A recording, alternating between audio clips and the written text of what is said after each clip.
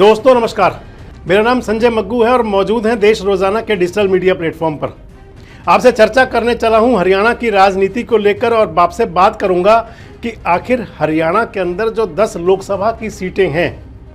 इन पर चुनाव किस प्रकार का रह सकता है। और आपसे बात करूंगा कि हरियाणा के अंदर जो गठबंधन हुआ है कांग्रेस और आम आदमी पार्टी का, ये गठबंधन क्या मुख्यमंत्री मनोहर लाल और भारतीय जनता पार्टी जिन्होंने कि 2019 के लोकसभा चुनाव में सभी 10 के 10 सीटों पर जीत हासिल की थी,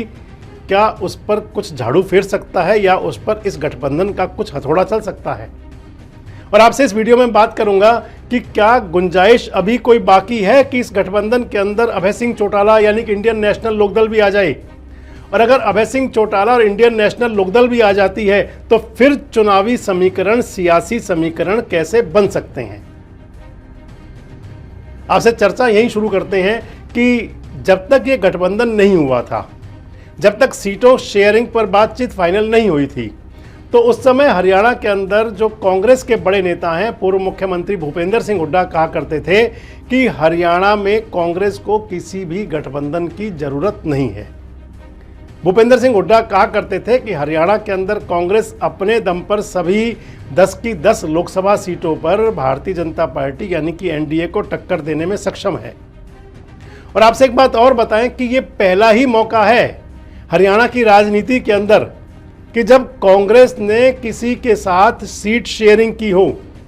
ये पहला मौका है जब कांग्रेस ने किसी पार्टी को अपने साथ मिला करके या गठबंधन में जब कांग्रेस और दूसरी पार्टी कोई आई हो और उस पार्टी को लोकसभा की सीट दी गई हो, हालांकि विधानसभा की भी नहीं दी गई आज तक कभी।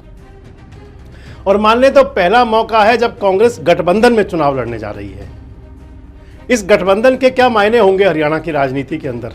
इस गठबंधन का क्या संदेश जाएगा हरियाणा की राजनीति के अंदर, और क्या ये गठबंधन अभी जिसके अंदर की दो पार्टियां हैं कांग्रेस और आम आदमी पार्टी, किस प्रकार से अपने वोट ट्रांसफर करेंगे। हरियाणा में कितना वजूद आम आदमी पार्टी का है, कांग्रेस का कैसा प्रदर्शन होगा, और साथ साथ आपसे जिक्र करूंगा इंडियन नेशनल लोकदल अगर आती है तो क्या होगा। तो अगर मान के चलें तो जो हरियाणा के अंदर आम आदमी पार्टी का भले ही लोग कहें कि 2019 के चुनाव में कोई अच्छा प्रदर्शन नहीं था, तो वीडियो में आगे बढ़ने से पहले मैं आपको बता दूं कि राजनीति के अंदर कभी भी भले ही आज सब लोग बात तो करते हों कि 2019 में इसका ये प्रदर्शन था, 19 में इसका वो प्रदर्शन था, लेकिन हर चुनाव के अंदर समीकरण नए होते हैं, हर चुनाव के अंदर परिभाषाएं पिछली बदल जाती हैं। और अगर आप मान के चलें तो आप कुछ यूं ही समझ लीजिएगा कि 2014 में जब लोकसभा चुनाव हुआ था और हरियाणा के अंदर आम आदमी पार्टी सभी 10 लोकसभा सीटों पर अपने दम पर चुनाव मैदान में कूदी थी, तो उस चुनाव के अंदर अमूमन सभी सीटों पर आम आदमी पार्टी ने 50,000 से ज़्यादा वोट लिए थे। वो उनका पहला चुनाव था। लेकिन 2019 का माने आज आप कह सकते हैं कि 2019 में अगर लहर थी तो 24 में भी लहर है। लेकिन मैं आपको बता दूं कि जो 2019 की लहर थी, हालांकि चुनाव परिणाम सब बताएंगे और सबके अपने आकलन होते हैं और सारे आकलन कई बार सटीक बैठते हैं और कई बार सटीक नहीं बैठते, लेकिन आप मान लीजिए कि एनडीए के पक्ष में 2019 में जो हवा थी, जो लहर थी, वो 2024 में नहीं है। भले ही आज भारतीय जनता पार्टी राम भगवान जो मंदिर बना, भगवान राम का मंदिर अयोध्या के अंदर, उसको बड़ा मुद्दा मानकर भुना रही हो, लेकिन इसके बावजूद आज 22 जनवरी के बाद जब 22 फरवरी बीत चुकी है, लगभग 1 महीने से ज़्यादा समय हो चुका है, भगवान श्री राम मंदिर की प्राण प्रतिष्ठा को 1 महीना पूरा होने के बाद अगर आप माने तो राम मंदिर के मुद्दे का असर उन लोगों पर तो हो सकता है जो पुराने ही भारतीय जनता पार्टी के वोटर मतदाता हों, उन लोगों पर तो हो सकता है कि जिनके लिए मंदिर बनना बहुत बड़ी बात रही हो, लेकिन भगवान राम का मंदिर आस्था का केंद्र तो हो सकता है। और मैं आपको एक बात यहाँ आगे बढ़ने से पहले एक बात और जोड़ दूँ कि अगर माने तो राम मंदिर और अयोध्या के मुद्दे पर दूसरी बार ये चुनाव होगा। एक चुनाव तब हुआ था जब लालकृष्ण आडवाणी जी ने रथ यात्रा निकाली थी, और वो उसके बाद जब अयोध्या के अंदर बाबरी मस्जिद ढांचे का विध्वंस हुआ था, लेकिन मर्यादा पुरुषोत्तम के नाम पर वोट मांगने पर भारतीय जनता पार्टी को तब वोट नहीं मिला था उतना जितना मिलना चाहिए था। ढांचा ध्वस्त होने के बाद मान लें तो उत्तर प्रदेश के अंदर कल्याण सिंह जी की सरकार भी नहीं आई थी वापस, और भारतीय जनता पार्टी को पूरे देश के लेवल पर भी वो समर्थन सहयोग नहीं मिला था जिसकी उम्मीद की जाती थी। और आज जब 2024 का चुनाव है, जब चुनाव परिणाम आएगा तो पता चलेगा कि राम मंदिर का मुद्दा कितना प्रभावी रहा। लेकिन 2019 के चुनाव में जो पुलवामा का मुद्दा था, जिसके अंदर कि देश के वीर जवान शहीद हुए थे, हालांकि उस पर राजनीति आज तक होती है, तो मान लें कि पुलवामा का मुद्दा बड़ा मुद्दा था और पुलवामा के मुद्दे पर सवार होकर के आपको ध्यान होगा प्रधानमंत्री मोदी उस समय अपना भाषण दिया करते थे और कहा करते थे कि क्या देश का नया मतदाता सैनिकों के नाम पर, सैनिकों की शहादत की बात पर वोट नहीं करेगा। आज भी भले ही राम मंदिर के बाद में तमाम विधानसभाओं के अंदर धन्यवाद प्रस्ताव पारित होते हों, भले ही संसद के अंदर जब प्रधानमंत्री आते हों तो भाजपा के सांसद नारा लगाते हों मोदी जी को जय श्री राम, लेकिन याद तो ये बात भी रखी जानी चाहिए 22 जनवरी को जब प्रभु श्री राम मंदिर की प्राण प्रतिष्ठा हुई थी तो भारतीय जनता पार्टी के नेताओं का बैलेंस किस कदर बिगड़ा था कि अगले ही दिन उनको एक नया कार्ड खेलना पड़ गया था, भारत रत्न का कार्ड। हालांकि उसके बाद तो भारत रत्न की कई सारे कार्ड खेल दिए गए, चाहे वो आडवाणी साहब को दे दिया गया, चाहे वो चौधरी चरण सिंह जी को दिया गया, चाहे कृषि वैज्ञानिक, कई कार्ड खेल लिए गए भारत रत्न के। लेकिन आप याद करें कि तो 22 जनवरी को प्रभु श्री राम मंदिर की प्राण प्रतिष्ठा और 23 जनवरी को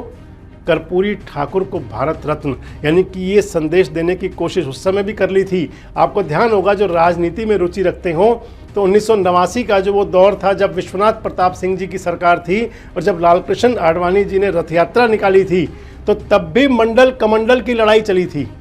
और अब भी मंडल कमंडल की बात कहीं ना कहीं है। और मंडल जहाँ 22 जनवरी को साधा तो 23 जनवरी को कर्पूरी साहब ठाकुर साहब को भारत रत्न देकर प्रधानमंत्री ने मंडल साधने की कोशिश भी की, यानी कि मंडल और कमंडल दोनों को साथ लेकर चलने की। लेकिन बात मैं आपसे कर रहा हूँ भी हरियाणा की, क्योंकि हरियाणा भी देश से अलग नहीं है और हरियाणा की राजनीति पर भी तमाम वो मुद्दे असर करते हैं, चाहे वो मंदिर का हो, चाहे वो जाति जनगणना का हो, चाहे वो किसान का हो, चाहे वो व्यापारी का हो। मुद्दे चुनाव के अंदर सभी के लिए सभी रहा करते हैं। और मैंने जो आपको बताया कि राम मंदिर वाला मुद्दा लगता नहीं है कि भारतीय जनता पार्टी उसको लेकर पूरी तरह आश्वस्त है,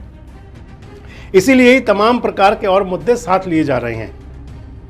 तो अगर हरियाणा की आप बात कर लें कि जो 10 लोकसभा सीटों पर समझौता हुआ, और मैंने आपको बताया कि 2014 के अंदर जो लोकसभा चुनाव हुआ था तब तो आम आदमी पार्टी बिल्कुल नई पार्टी थी, लगभग 2 साल पुरानी पार्टी थी, और उस पार्टी ने उस चुनाव के अंदर हरियाणा की सभी सीटों पर 50,000 से ज़्यादा वोट लिए थे। लेकिन 2019 के चुनाव में आम आदमी पार्टी, यही आम आदमी पार्टी थी, जननायक जनता पार्टी के साथ गठबंधन में चुनाव में आई थी, लेकिन कोई करिश्मा नहीं कर पाई थी। फरीदाबाद के अंदर नवीन जय हिंद चुनाव लड़े थे, 10,000 वोट मिले थे उनको बस सिर्फ। लेकिन अब अगर चलें तो जो आम आदमी पार्टी का कैडर हरियाणा के अंदर दिखता है, जैसी रैलियां होती हैं, जिस प्रकार अरविंद केजरीवाल ने लोगों को साथ जोड़ा, उससे लगता है कि हरियाणा के अंदर एक बार फिर से आम आदमी पार्टी का कैडर कुछ ना कुछ तो जरूर बना है, कहीं ना कहीं तो जरूर खड़ा है। फिर उसके अंदर वो वोटर भी आएगा जो पंजाब के साथ लगता हुआ वोटर है, चाहे अम्बाला, कुरुक्षेत्र और सिरसा का एरिया हो, फतेहाबाद जिला हो। इसके साथ साथ फिर क्योंकि अरविंद केजरीवाल अग्रवाल समाज से आते हैं तो कहीं ना कहीं बनिया मतदाता को भी प्रभावित करेंगे। एससी मतदाता, मुस्लिम मतदाता, ये 2 वोटर ऐसे हैं कि जो कोर वोटर है बीजेपी का विरोध का है, और अरविंद केजरीवाल और कांग्रेस के अंदर आपस में बंटना था, लेकिन जब दोनों पार्टी इकट्ठी हो जाती हैं तो फिर वोट डिवाइडेशन की उम्मीद नहीं रह जाएगी।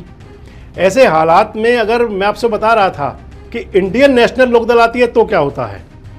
तो आप अभी तो पहले जोड़ के चलें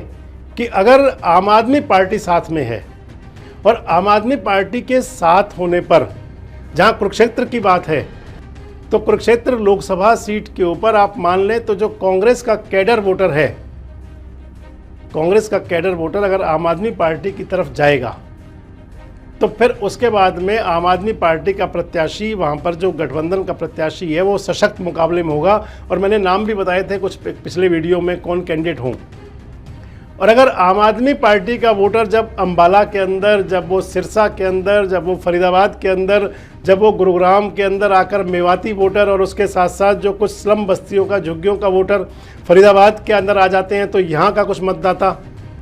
अगर ये साथ जुड़ेगा तो लगभग 5 से 6% वोटर बढ़ जाएगा गठबंधन के अंदर। और अगर इनके साथ में बाद में इंडियन नेशनल लोकदल भी आ जाती है अगर इंडियन नेशनल लोकदल को कोई 1-2 सीट दे करके गठबंधन में शामिल किया जाता है,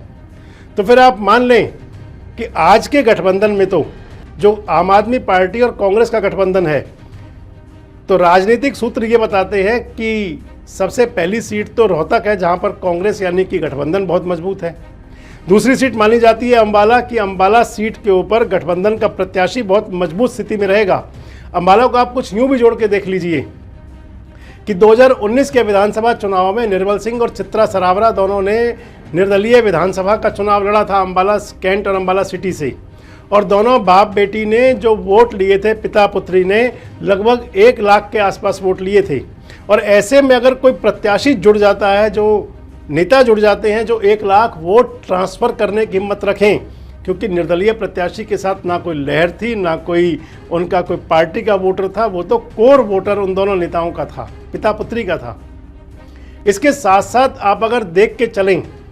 तो अंबाला जिले के अंदर रतनलाल कटारिया जी के निधन के बाद में अब भाजपा जिन प्रत्याशियों की तरफ गौर कर सकती है वो अशोक तंवर हो सकते हैं, और या फिर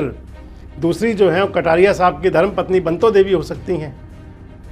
और किसी भी चेहरे में इतना नूर, हालांकि कृष्ण बेदी का नाम भी आता है, ऐसा नूर नज़र नहीं आता। और लगता ये है कि अंबाला लोकसभा सीट में बड़ा टफ मुकाबला होगा। अगर आम आदमी पार्टी का वोटर ट्रांसफ़र हो गया कांग्रेस की तरफ, तो अंबाला का चुनाव परिणाम भी चौंकाने वाला होगा।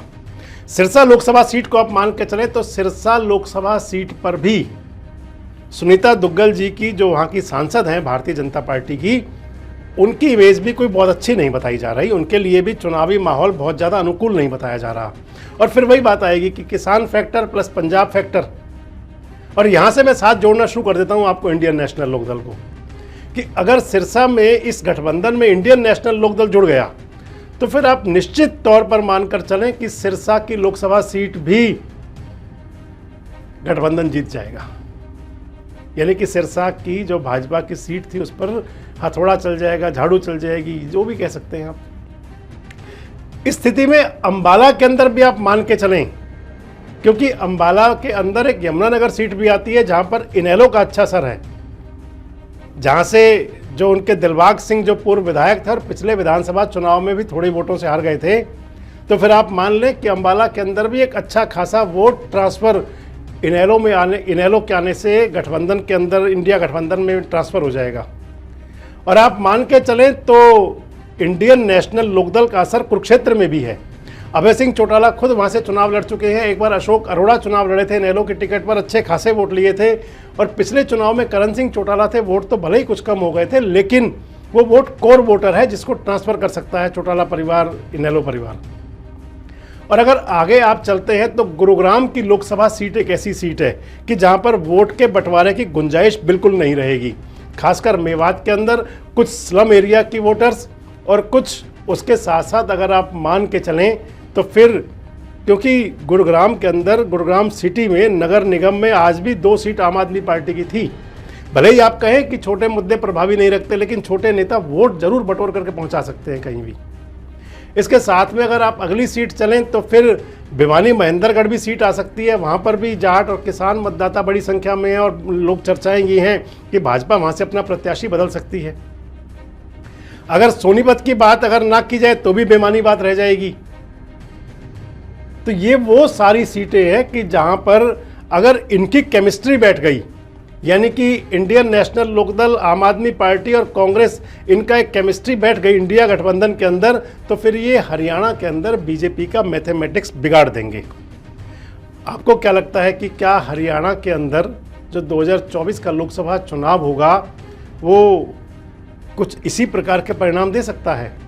आपको क्या लगता है कि क्या इंडियन नेशनल लोकदल भी आगे पीछे इंडिया गठबंधन में आ सकती हैं? और आपको क्या लगता है, क्योंकि कुछ चर्चाएं चलती हैं कि इनेलो को कभी किसी की बी टीम कहा जाता है, तो क्या इनेलो बी टीम है और या फिर इनेलो अपने आप में एक वजूद वाला खुद का राजनीतिक दल? कमेंट्स बॉक्स में आकर अपनी प्रतिक्रिया जरूर दें और इस प्रकार के वीडियोस अपडेट्स के लिए हमारे साथ जुड़े रहें, देखते रहें देश रोजाना। हमारे साथ जुड़े रहने के लिए देखते रहिए देश रोजाना का यूट्यूब चैनल, सब्सक्राइब कीजिए। साथ ही देश रोजाना की खबरें सबसे पहले देखने के लिए प्रेस कीजिए बेल आइकन।